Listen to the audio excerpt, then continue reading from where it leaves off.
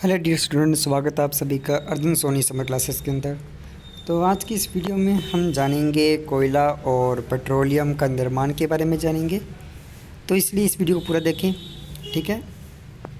तो आइए अब हम स्टार्ट करते हैं आज की इस वीडियो को। लेक्चर नंबर 11 है कोयले का निर्माण। कोयले का जो निर्माण है लाखों वर्ष पहले वृक्षों तथा अन्य पौधों का ज़मीन में धंसने से हुआ था, ठीक है। यानी कोयले का निर्माण किस प्रकार से हुआ था, जैसे लाखों वर्ष पहले क्या हुआ था, यहाँ पे या तो भूकंप आ गया था या ज्वालामुखी फट गई थी, जिस कारण से क्या हो गया था, जो पेड़ पौधे थे वो ज़मीन में धंस गए थे। और ज़मीन में धंसने के कारण वहाँ पर क्या हुआ कि उच्च दाब उत्पन्न हो गया, ठीक है।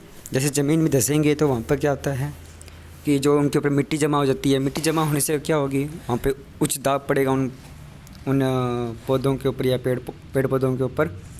और साथ में क्या रहती है, जैसे मान के चलो जैसे ये पेड़ है, अब जैसे भूकंप वगैरह आता है, ये पेड़ हो गया मान के चलो, और उसके ऊपर क्या हो जाती है, रेत मान लो इस तरह से जमा हो जाती है, इस तरह से।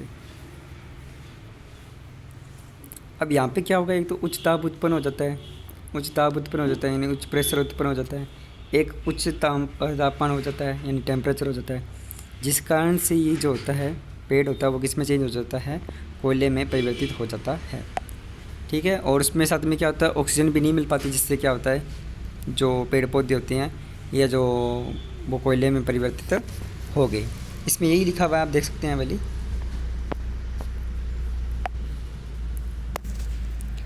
कोयले का निर्माण लाखों वर्ष पहले वृक्षों तथा अन्य पौधों का ज़मीन में धंसने से हुआ है, ठीक है। अभी आपको बताया था जो पेड़ पौधे थे या वृक्ष थे वो ज़मीन में धंस गए थे।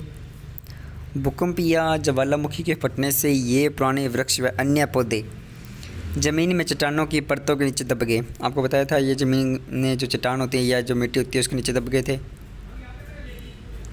उच्च ताप व ऑक्सीजन की अनुपस्थिति के कारण ये कोयले में परिवर्तित हो गई। बस आपको यही लिखना है कोयले निर्माण के अंदर, अगर आपके एग्ज़ाम के अंदर क्वेश्चन आ जाए तो आई होप दैट कि आपको यहाँ तक समझ में आ गया होगा। नेक्स्ट देखते हैं, पेट्रोलियम का निर्माण। तेल और गैसों का निर्माण जो होता है वह समुद्री पौधे तथा जीवों के मरने से हुआ है। जब पौधे या समुद्री जीव मर गए तो वे समुद्री तल में डूब गए। जो समुद्र का जो तल होता है, ठीक है, जो ज़मीन होती है समुद्र की, वहाँ पर ये डूब गए थे और गाद से ढक गए। गाद का मतलब होता है, जैसे मान के चलो, ये आपको मैं समझाता हूँ गाद का मतलब क्या होता है। जैसे मान के चलो ये कोई फ़िश है और इसके ऊपर क्या होगी, ये फ़िश है, जो ये ज़मीन होगी, ये ज़मीन है और ये फ़िश है, ठीक है। मैं फ़िश के लिए एफ यूज़ कर रहा हूँ। और इसके ऊपर क्या हो जाती है, जैसे ये मरता है इसके ऊपर मिट्टी आके जमा हो जाती है समुद्र की, इस तरह से। ये समुद्र की क्या है, मिट्टी है, और इसी मिट्टी को अपन क्या बोलते हैं, इस मिट्टी को अपने बोल देते हैं गाद, ठीक है। गाद का मतलब आपने नाम सुना होगा, जो सिंपल वर्डों में अपने बोलते हैं गारा, ठीक है, वही है।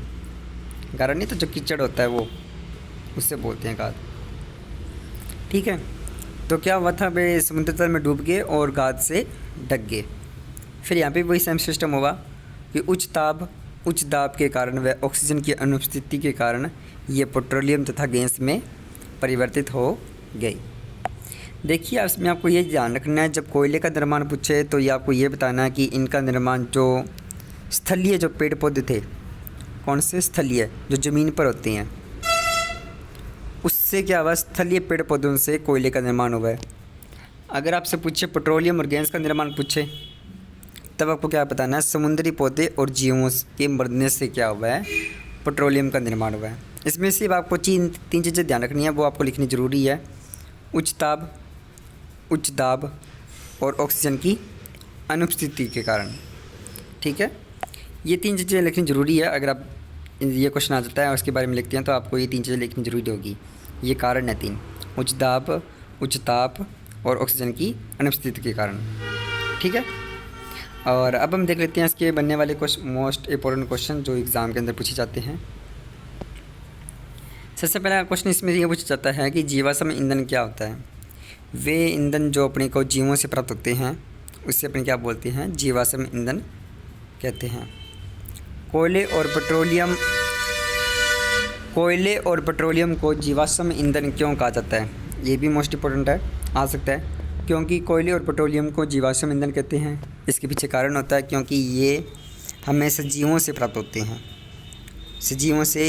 होते हैं और इन्हें बनने में लाखों करोड़ों वर्ष लग जाते हैं, इसलिए इन्हें पर क्या बोलते हैं, जीवाश्म ईंधन कहते हैं। सजीव यानी कि पेड़ पौधे यानी जीवों से। अब पेट्रोल है वो भी जीवों से प्राप्त होता है, पेड़ पौधों से प्राप्त होता है। यहाँ तक कि कोयला भी क्या होता है, स्थलीय जो पेड़ पौधे होते हैं उससे प्राप्त होता है। तो अपन कह सकते हैं कि कोयले और पेट्रोलियम को जीवाश्म ईंधन कहते हैं क्योंकि इन्हें सजीवों से प्राप्त किया जाता है और इन्हें बनने में लाखों करोड़ों वर्ष लग जाते हैं। तो आज की वीडियो में इतना ही। आई होप दैट कि आपको आज की क्लास जो है पसंद आई होगी और आपको वीडियो समझ में अच्छी तरीके से आई होगी। वीडियोस बढ़िया लगी है तो प्लीज़ वीडियो को लाइक ज़रूर करें, जैसे कि हमेशा मैं बोलता हूँ। चैनल को सब्सक्राइब जरूर कर लें और शेयर ज़रूर कर दें। Thank you.